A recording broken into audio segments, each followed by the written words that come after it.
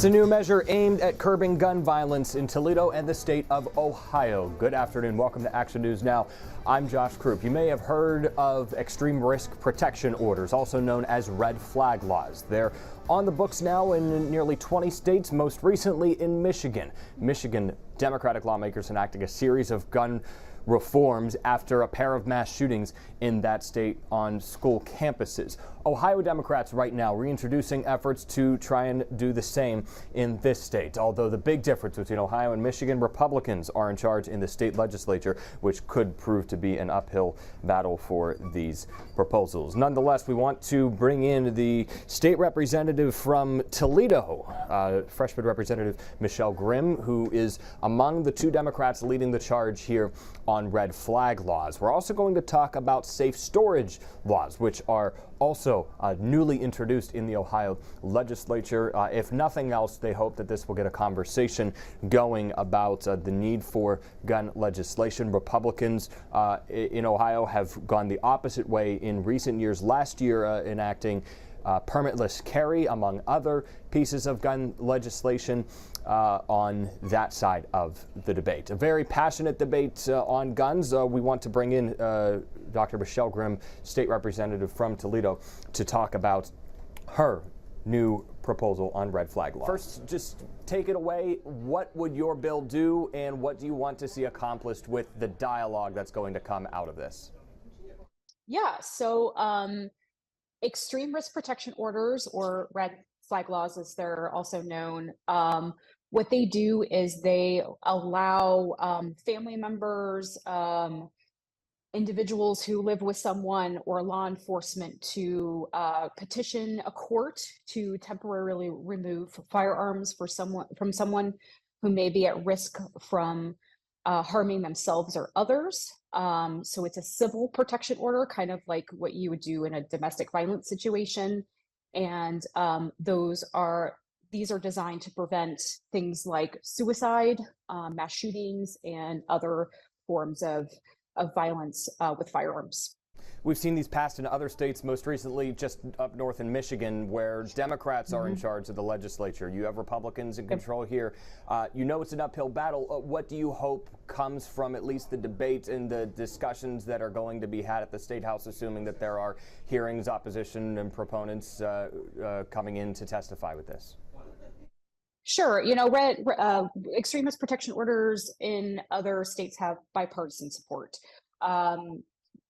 During the lead up to after Parkland, there were at least 14 states that passed extreme risk protection orders, many with bipartisan support and with Republican governors who signed the laws.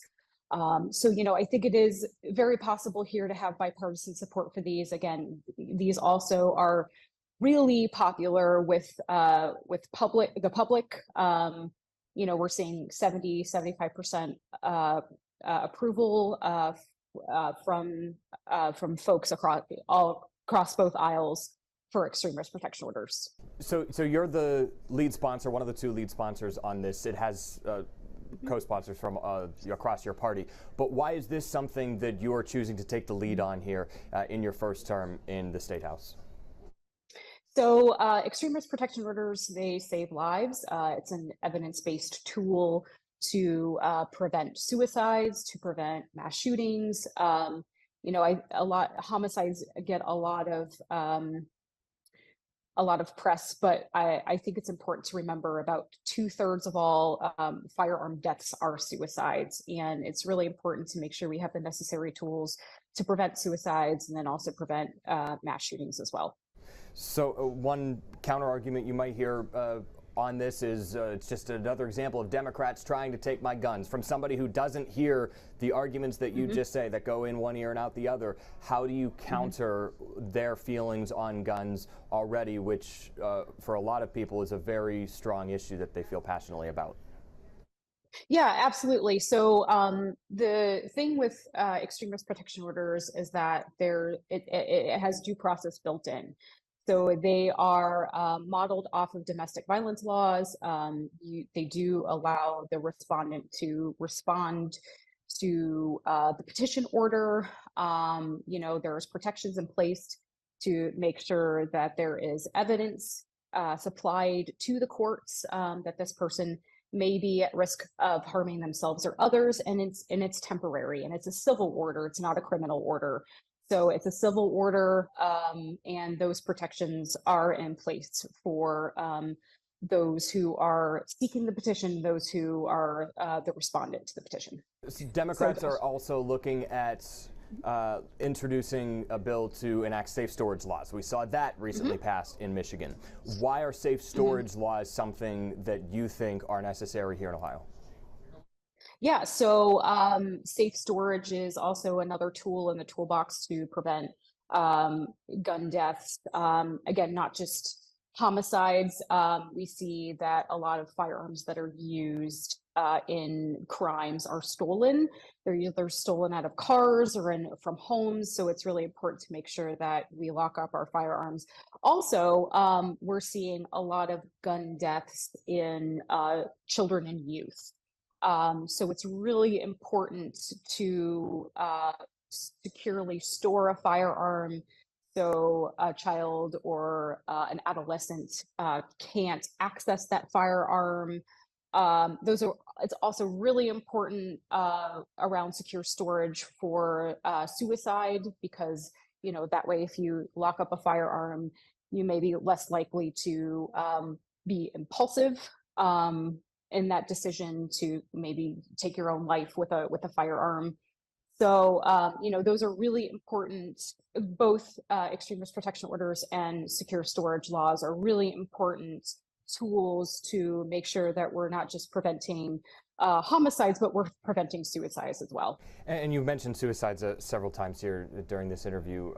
We often hear gun debates and debates around gun laws come up after a mass shooting, and that's when, at least in Michigan, there were a pair of them, and it forced change. Talk to me about the timing of this. We fortunately haven't had a horrible situation here like that is sparking this. Now is the time to act on this. Why? I think now is I think the time to act on it was, a couple years ago. So, I think we keep trying, but now is the time, because we're again seeing an uptick in mass shootings. We're seeing an uptick in suicides. About 85% of suicides are through firearms, and we need to make sure that we're always having these conversations. I think now is the time. Yesterday was the time.